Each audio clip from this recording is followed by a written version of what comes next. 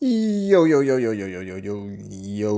Welcome to the most inconsistent podcast on the face of the earth.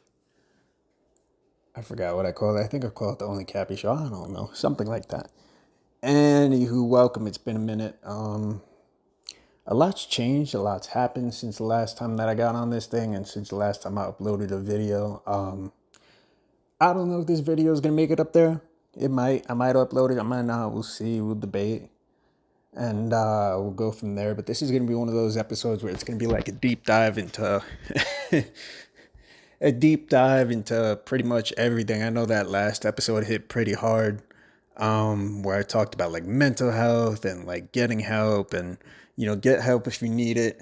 And I refuse to help because I don't like how the medications did me when I was a kid and stuff like that. Um, but like I said, a lot's changed, a lot's happened. And I think the last time I spoke on this thing, I was like, yeah, my mental health's not good right now. It's not in a good spot, ba ba ba. And then a lot occurred. So I want to get into that. I want to start um, diving into that here in a minute. I want to preface this though with saying, first off, sober as hell. Um, I know I had a little drinky drink of it was like brandy eggnog or something like that. Really good, by the way. I didn't think it'd be a good mix.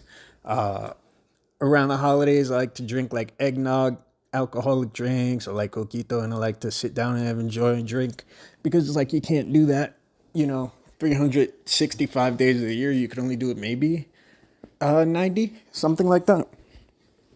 Which, by the way, that's crime.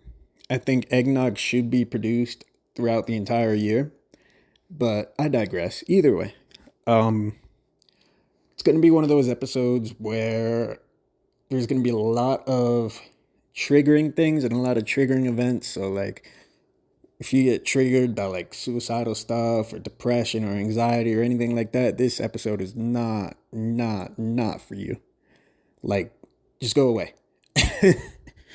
um, but if you're bored and you want to take a little ride with me real quick, we'll get into it. So, I want to start off by saying, like, I know a lot of people are like, don't you shouldn't be posting about what you talked about, or you shouldn't be going through, posting about what you're going through, like stuff like that. And I'm just gonna say straight up, man, I don't care. I didn't care before, I didn't care now. Back when I was a kid, used to care a lot, used to be like, oh, what is this person gonna think about me? What's that person gonna think about me? I don't care, dude. I do not care anymore. As an adult, I'm just like, I'm old, I'm cranky. Um, what you see is what you get. And it's the funniest thing too, because I'm gonna get a little sidetracked here for a minute. But I had someone in my unit come up to me and they were like, Rivera, I got a problem with you. And I was like, what's up? He goes, you haven't changed at all since you've been here. And I kind of just looked at him. I'm like, wait, what? Like, why is that a bad thing? I'm like, what you see is what you get. Like, I'm the same person on day one as I'm going to be, 365 days later, which is ironic because as of tomorrow, or I think as of tomorrow or the day after, because it's 12 o'clock where I'm at, so we're in the following day. So as of what are we on right now? We're on the 8th. As of the ninth, Veterans Day, I will officially have been a soldier in the United States Army, and I will have officially graduated basic 1 year ago today. So there's that. Yippee.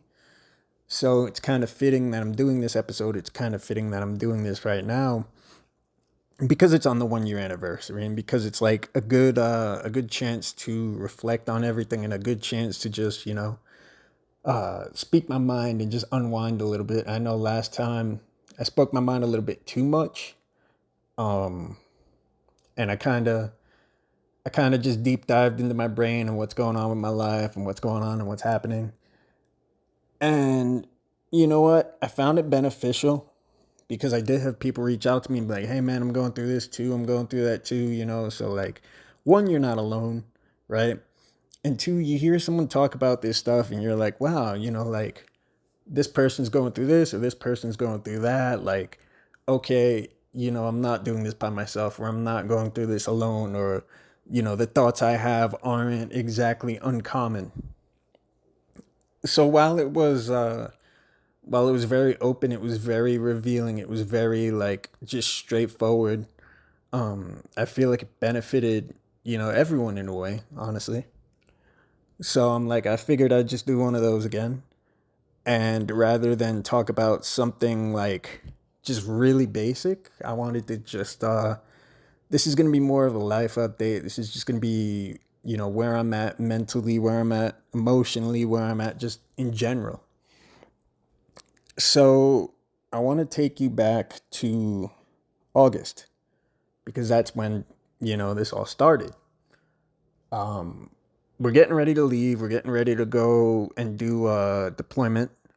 I can't say too much on like location and stuff like that, but basically we're going through the stages of getting ready to go to deployment, and we went through the several different assessments. One of them was a behavioral health assessment, and on the behavioral health assessment, it was like, how are you feeling today? Are you down? Are you depressed? Are you suicidal? And I was just like, yep, yep, check, check, check. I don't think too much about this stuff when I do it.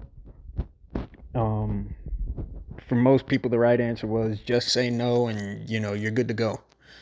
But then, like mentally, I'm at a point where I was just like, okay, like my thought process was, if I say yes, right, and I say I'm good, no issues, no mental health issues, no anxiety, nothing like that, I'm like, I'm not benefiting myself, because 4 years from now, when I'm like mentally unstable, or like I'm going through some stuff, or I'm hurting, or I'm in pain, or anything like that, it's like, who's going to take care of you?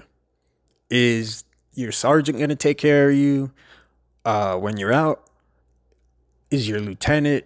Is your commander? And I'm like, no. I'm like, the only person that's going to take care of myself is me. So selfishly, I was honest with all my answers. Now, when we did this back in March, we did an assessment similar back in March. I was honest with all my answers and nothing came of it, nothing crazy. I still went over to where I needed to go to, and I did my training. But this time around, the behavioral health guy was like, yo, he's like, we need to get you into the behavioral health center, and you need to talk to a counselor, and you need to, seek help or do whatever. He's like, are you willing to do that? I want to do that for you. And I was just like, you know what? Yeah, whatever. And in the past, I was like, no, I don't want to do any of that stuff. I don't want to get the help. I don't want to do medication, stuff like that. But like, it got to a point where I was just like, yeah, you know what? I'm like, I want to do this because like, if the day comes where I ever do anything to myself, I'm like, I don't want that excuse of, oh, he didn't seek help, or he didn't go look for help, or he didn't go through the avenues he could have went through. So I'm like, okay, whatever. So we go to the behavioral health guy. Mind you, right, this is on my birthday, right? So I'm turning 30 on my birthday, and I'm going through this behavioral health stuff, and the guy's talking to me. He's like, okay, so you're feeling suicidal. He's like, we gotta get you institutionalized. He's like, we gotta put you in the mental hospital. And I'm like, no, I can't do that. And he's like, no, but you're going to. And I'm like, nah, not on my birthday, I'm not. And he's like, okay, but the plan that you have for suicide, he's like, that involves, going to a bar and then going and shooting yourself. And he's like, you already told me that you're going to a bar on your birthday. He's like, who's to say you're not gonna do anything? I'm like, brother, trust me. I'm like, if I was gonna do anything, I'm like, I promise you I wouldn't let you know, and I promise you I wouldn't let you know my whereabouts. Moving forward from that, right? He was like, okay, I trust you. Um, I'm gonna let you do whatever, and we're gonna go from there. He's like, but we're gonna do weekly check-ins, and we're gonna make sure you're good. And I'm like, all right, whatever. Fast forward, we're doing the weekly check-ins. I'm getting the help I need. I'm seeing a therapist, and we're on like medications now, right? So then one day I just wake up and I was just stressing, and I had a really bad morning, and it just hit me really heavy, right? So when I did my check-in, he's like, how are you feeling today? And I was honest with him. I'm like, this is how I'm feeling, this is what I'm going through. And he's like, okay. He's like, now we need you to get institutionalized. He's like, now we need you to go to the hospital. And at that point, I was just tired. I was like, you know what? Fine. I was just like, whatever, we'll do it. Cool.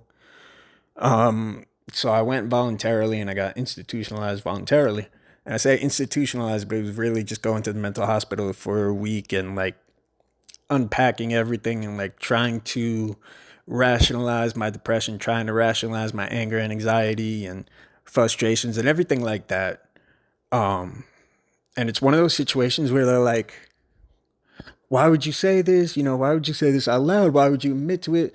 Uh, are you embarrassed? And blah, blah, blah. Like people were telling me, they're like, the people that were aware of the situation, they're like, yo, listen, he's like, um, we just told people you went to the hospital. And I'm like, yeah, that's fine. I'm like, honestly, I don't really care. You know what I mean? Like, you could tell people, hey, he was locked up in the cuckoo's nest for a couple days because he was feeling anxiety or he was feeling depression or suicide or whatever. Like, I'm not the type of person to really hide from that stuff. I'm not embarrassed about it because it's like the best way I could describe it when you go into a gym, right? And say like you're overweight or like you have a lot of weight on you, whatever. You're embarrassed, you think that you don't belong there, you think that people are laughing at you every 2 seconds, and it's like, but why are you concerned about people laughing at you when you're actively seeking to better yourself? And that was my mentality with it. I'm like, I don't care who knows, bro. Like, I'm actively trying to get better. I'm actively trying to better myself. So I'm like, I don't really care who knows. And like, I met people in there that were ashamed to be there. They were like, don't tell my people I'm in here. I don't belong here. I don't want to be here. Stuff like that. And I'm just like, dude, I do not care. So for an entire week, yes, I did walk around with fuzzy socks. And yes, I was in the cuckoo's nest for a little bit. That's an experience in itself. There was a guy at one point talking to a wall, and I was just like, all right, well, it is what it is. I'm not that far off. I'm not talking to walls yet. If I do get to that point, though, I'll probably end up in the cuckoo's nest again. I'm not gonna lie to you, but they taught coping skills and they taught like breathing techniques and stuff like that. And like some of the stuff I already knew. Some of the stuff I just knew like from experience from like therapy when I was younger. So some of those coping skills like I already knew and I already implied and stuff like that. But it was nice to look at things from a different perspective and just to get out of my own head for a little bit and just to get going. You know what I mean? And I didn't think too much of it because I'm like, I got deployment coming up, I got my job, I got to do stuff like that. And while I was stressing deployment, it wasn't a stressor that was like affecting my mental health or affecting my emotional health or anything like that. It was more so mental than anything else. You know what I mean? Like everything going through my depression and stuff, it had nothing to do with work. It had nothing to do with that. And it really sucked because they were like, yo, like when I got out, I was like, what's going on with me? I got to get ready for deployment. Um, what are we doing? And I was kept in the dark on everything, like everything. Like no one would tell me anything. No one would say anything to me as far as what's going on. And I was, kind of pissed off about that. But then one day they came up to me and they're just like, yeah, you're not going. And I'm like, what do you mean I'm not going? They're like, we've determined, you're too high risk and that you would be a danger to yourself. And we just don't want you being in that stressful environment. And I'm just like, so basically what you're doing, right, is taking me away from my unit, taking me away from my support system, taking me away from basically everyone in El Paso that would help me out. And they're going to go on deployment. And then I'm going to be left here. And for me, that was like really one of the things that like hit heavy, like hit really hard. Because like I feel, and like I said, very candid, very open. Everything I'm saying on here, I'd say out loud. Everything I'm saying, I've already said before to the people closest to me, like back in the day when I would write some type of depressing status on Facebook, someone would go to my mom and be like, yo, he's writing X, Y, and Z. And then my mom would be like, are you okay? Like, this person has said this about you. And I'm like, yeah, I'm good. But nowadays, like, my mom knows everything. My best friend knows everything. So, like, everything I've said or everything I've repeated, it's been said before. You know what I mean? So the people who, the people who are aware of what I'm going through and the people who are aware of my issues, they already know everything, dog. So like that third party crap where you report it, don't gotta do it. Um, but yeah, back to my little rant. So like I said, man, like I don't know, I just felt deflated. I felt deflated. I felt defeated, and I felt like I let everyone down. And that's like the hardest part for me is like now you're not going, so now someone else has more weight on their shoulders that they have to carry, like literally and physically. And it just hurt, man, because I think one of the most scarring things from basic training when I was injured and when I couldn't do anything was someone coming up to me and being like, hey Rivera, they were like, thank you. And I'm like, what do you mean thank you? They're like, thank you for nothing. And that just stuck with me, like that's the first thing that came to my head, like thank you for nothing. I feel like I signed up to do a job. I'm here to do a job, and you're not letting me do that job. And I explained to them multiple times because they said they're like, "Is it deployment? Is this, because of deployment?" And I'm like, "Dude, no." I'm like, I've been journaling like my depression and my anxiety since I've been here, right?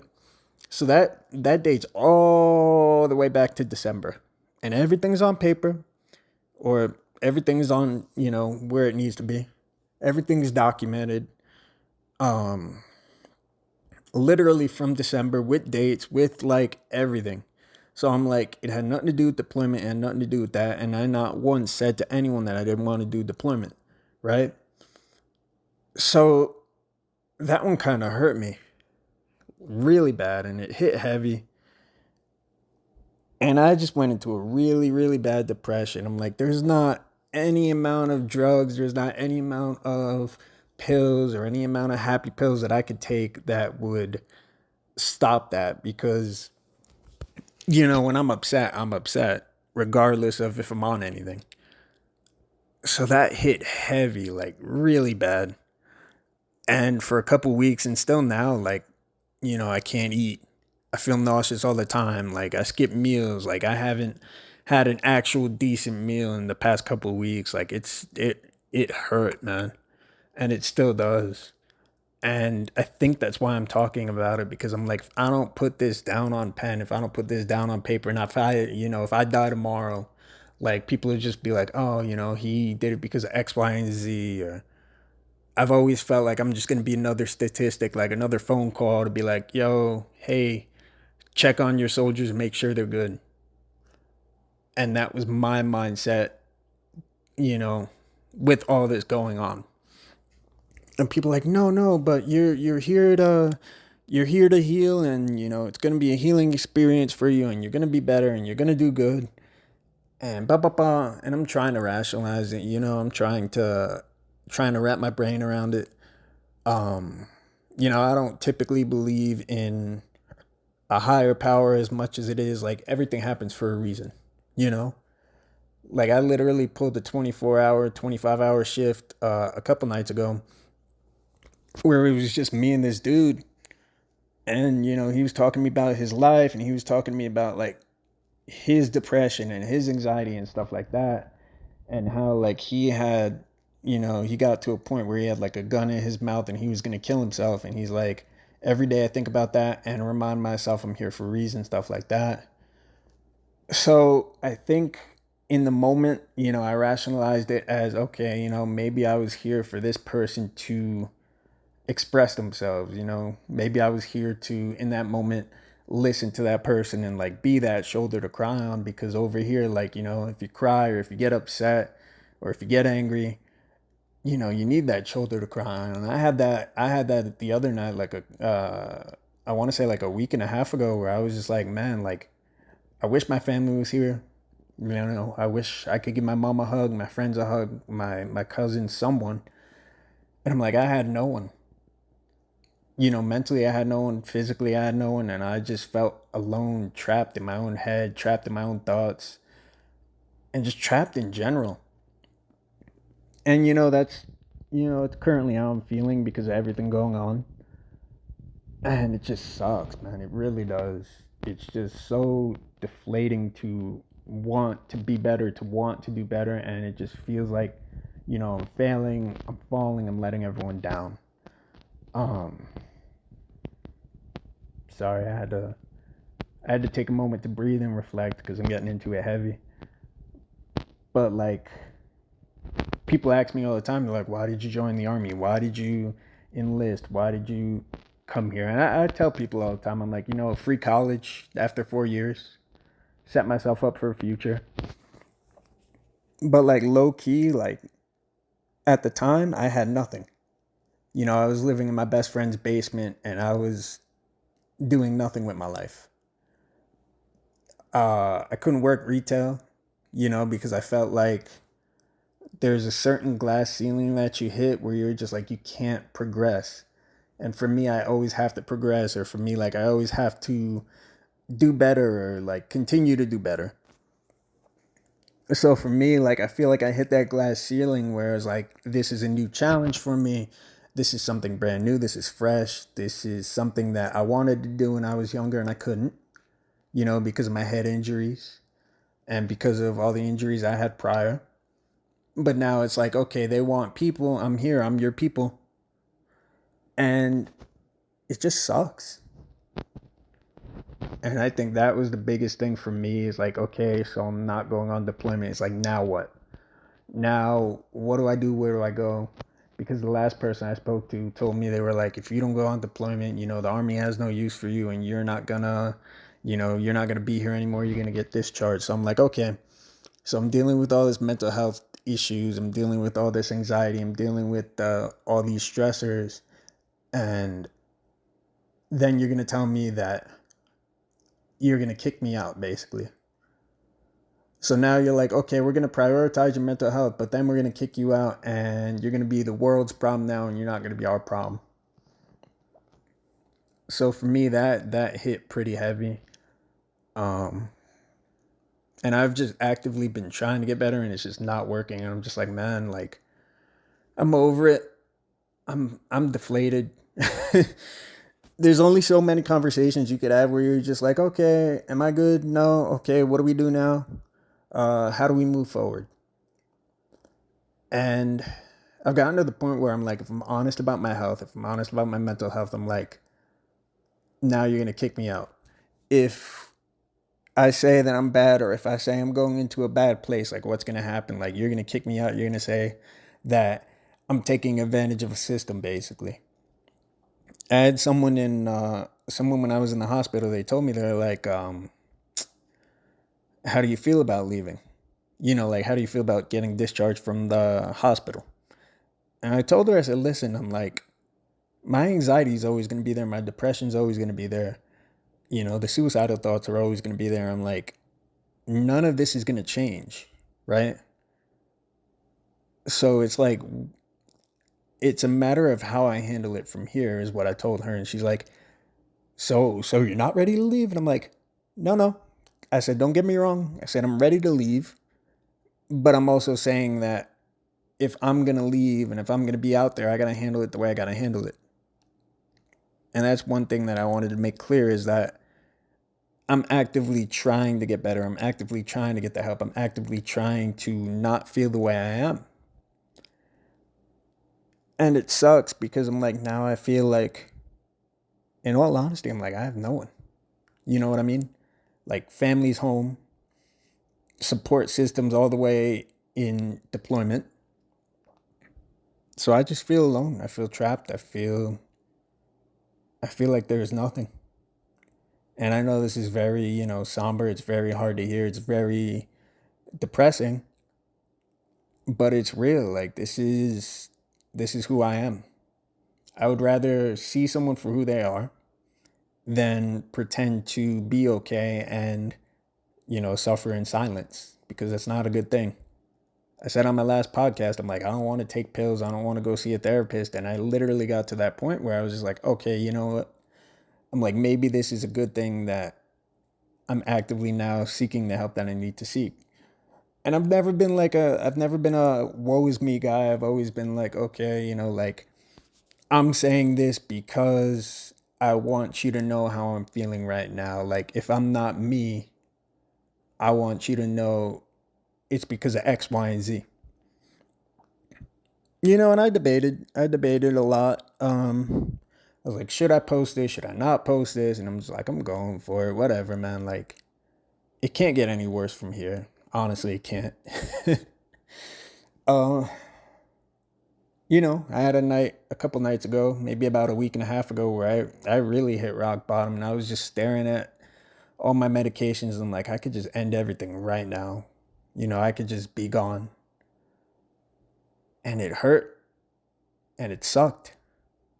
And I was crying, and like I said, I felt alone. I felt like I had no one.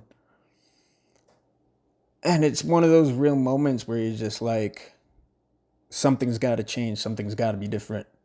Like I said, you know, everything happens for a reason. Um, but it's hard. It's hard seeing people pass away, and it's hard seeing people that you love die, who wanted to live their life to the fullest, and like they were a bundle of energy, and everyone around them, they loved them, and they were loved. And then the next thing you know, they're gone. And one of the most important questions my therapist asked me when I was in there, she's like, where did your trauma start? You know, where did you, like, what could you pinpoint? And I'm like, recently? I'm like, dog, listen, I had a year where I was in Denver, where I was bartending and I was having a good life. And then, you know, my friend came from Argentina, and me and her were hanging out. And I felt happy because that was another person who I had in my pocket where I'm like, okay, I love this person. You know, they're good people. Um, if I'm feeling down, you know, I could just go give them a hug. You know what I mean? And then we had one drunken night where got into an argument, and she looks at me and she goes, I love you, and I know you love me, but I don't love you the same way you love me. And in that same moment, I was just like, okay. I'm like, I'm leaving. Like 3 hours later, I was on a plane to Tampa, Florida to take care of my grandpa who was sick. And that's another stressor where I was like, man, like, you know, I just had this big event happen to me where I just had someone who I loved, who I could see spending the rest of my life with, just break my heart completely. And then now I got to go on a plane to Tampa to take care of my grandpa who was sick. And then a week later, my grandpa passed away. You know, I was the call to the hospital to get them to the house. I was in the room when he passed away. You know what I mean? I was someone who spoke up at the funeral on behalf of the cousins, on the behalf of his grandkids, because I didn't want anyone having to carry that burden. Or I didn't want anyone, you know, having to say anything and be all choked up. And then from there, you know, I went back to New York, lived with my best friend for a year, and I'm in his basement. I'm contemplating life, and I didn't know what I wanted to do. And I had to make a move that would benefit me, you know, and I went through basic training, and I got injured. I dealt with my injuries. I dealt with people who didn't like me, not because of who I was as a person, but they didn't like me because I was injured, which didn't make any sense to me because, again, I'm actively trying to better myself. I'm actively trying to get better. And you're beefing with me over me trying to get better. So, you know, I try to think about it. I try to rationalize it. And I'm like, that's where it hit heavy. And that's something that I carry with me because it's something that was real. It was very real. It was very hurtful. And it just sucked. Because again, you know, I'm having these suicidal thoughts and I'm having this depression, and there's my friends or there's my family living their best life, or there's my, you know, my grandpa who loved everyone and was loving to everyone and wanted to be on this earth, and he's just gone. And it's one of the hardest things to swallow. And I had the other night where I got really depressed. And I'm not someone who's going to pray. I'm not someone who's going to, because I don't know if I believe in God, or I don't know if there is a God. Because I'm like, if there was, I wouldn't be in this position right now, right? And I'm just like, I prayed. I prayed, and I didn't know if there was a God. So I talked to God. I talked to Grandpa. I talked to, Gandhi. I talked to Allah, everyone. I just said, if there is a higher power, like something, help me. Help me, with this struggle I'm going through. And I just feel like with everything, it's just going to deaf ears. And it sucks. Like I said, they want me to stay here for 9 months and, just sit at a desk for 24 hours. And it's like, that's not good for me. That's not beneficial to me. That's not anything that I want to do, because I'm going to be sitting there just, thinking about life, thinking about everything going on. And when I get in my own head, I get bad, you know? So that's just mentally what I'm going through right now. So I've been going through it, and I figured I'd share it because I'm like, if anything bad happens to me tomorrow, like I said, I want it to be at least rationalized to some extent. And I just want everyone to understand, like, it's not anyone's fault, and it's not anything that anyone could do about it but myself, because it's all mental. So, with that being said, I don't know where I go from here. I don't know what I'm going to do, and I don't know where, tomorrow's going to take me, but I figured today was a good day to reflect on everything, especially because I've been here a year. And just, you know, do what I got to do, whatever that is. So, you'll probably get another podcast within the next couple months. Hopefully, it'll be more cheerful than this. But we'll see, man. I honestly, like I said, I just feel deflated right now, and I don't know if I could keep pushing forward.